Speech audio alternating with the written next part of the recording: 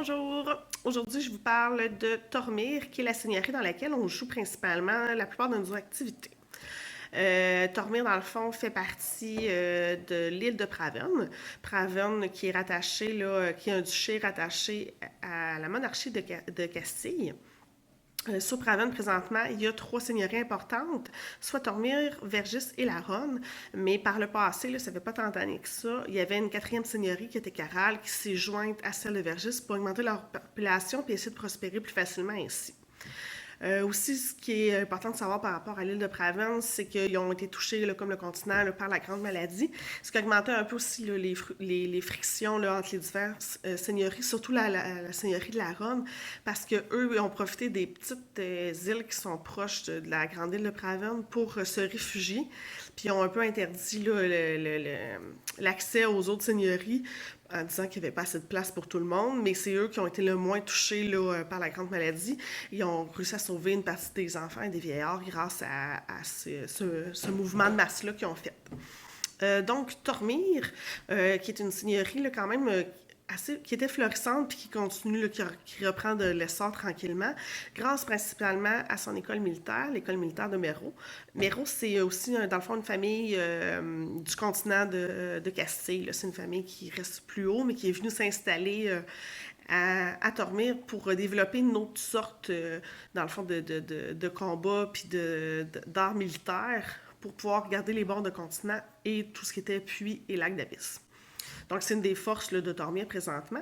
Sinon, Tormir a environ 700 habitants. Ces 700 habitants-là, là, c'est vraiment les résidents de Tormir. Mais c'est sûr qu'il y a plus de fluctuations d'habitants que ça, puis il y a plus de roulement puis de monde à cause du port, là, qui est quand même une place très prospère, où c'est qu'il y a beaucoup de marchandages, puis qui est bien situé là, entre la République indépendante et le continent de Castille.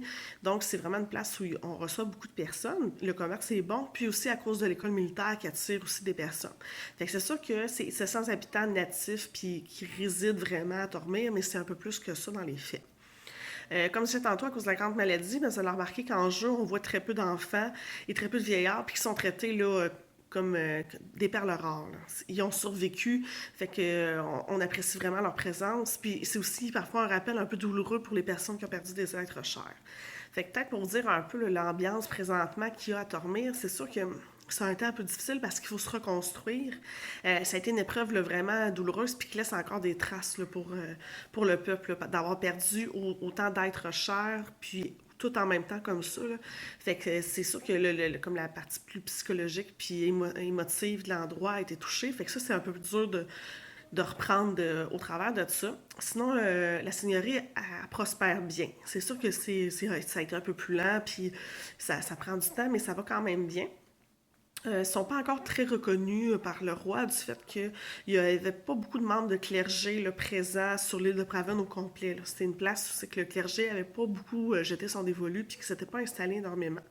Mais dernièrement, dans le fond, il y a une chancelière du clergé là, qui s'est installée à Tormir. Fait que ça, on espère que ça va aider encore plus là, à faire prospérer Tormir.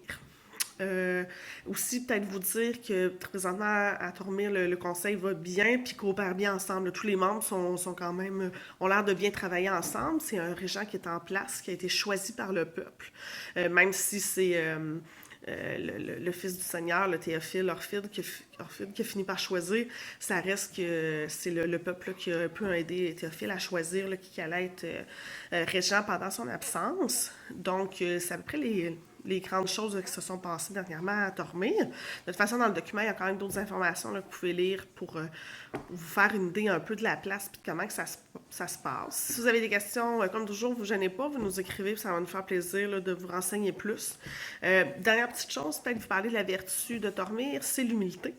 Donc, c'est sûr que si vous faites un habitant qui a toujours vécu sur Tormir, c'est souvent la vertu, la leçon de Dieu que vous allez avoir choisie pour vous. Fait que quand vous regardez la fin de l'inscription, c'est marqué votre vertu. C'est pas quelque chose que vous devez avoir réussi puis faire tout le temps. C'est ce que vous avez choisi dans cette vie-ci de travailler. Fait que ça peut être parfait, mais ça doit être quelque chose qu'on va vous voir puis qu'on peut vous tester pour voir si vous essayez vraiment d'être meilleur là-dedans. Donc, vous avez quand même un choix de leçons de Dieu que vous pouvez suivre de vertu. Puis, souvent, on prend cela de la place parce que c'est dur d'essayer d'en respecter plus qu'une. Puis, c'est sûr que les gens de Tormir, ce que les autres ils trouvent très important, c'est l'humilité. Fait qu'ils vont avoir tendance à être plus grogneux ou peut-être faire moins de marchandage équitable envers ceux qui font pas attention à cette vertu-là. Ça peut vous donner un peu des idées. Fait que si vous avez des questions par rapport à ça pour votre création de personnage, vous ne vous gênez pas. Sinon, on se revoit pour la prochaine capsule.